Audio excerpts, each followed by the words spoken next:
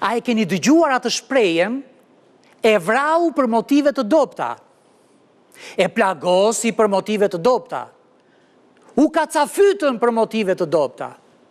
E pra kjo shprehje na është bërë si refren. Aq shumë herë po e dëgjojmë, sa jam i detyruar të mendoj se këto motive nuk janë hiç të dobta, po janë të shëndosha.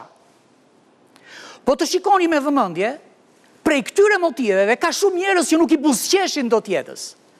Dhe po ju vënë djeni, se çdo ngjarje ku cënohet jeta është vetëm një parathënie. Askush nga ne nuk e di se si do vazhdojnë kapitujt njëri pas tjetrit dhe sa do zgjasin. Një gjë është e qartë, që këto ngjarje kryesisht ndodhin atëherë kur shteti flet gjumë, kur institucionet nuk e kryejnë detyrën.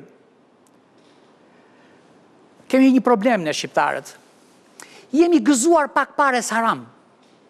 Por parja haram nuk mbetet. Neve duhet të na vit turp nga njëri tjetri.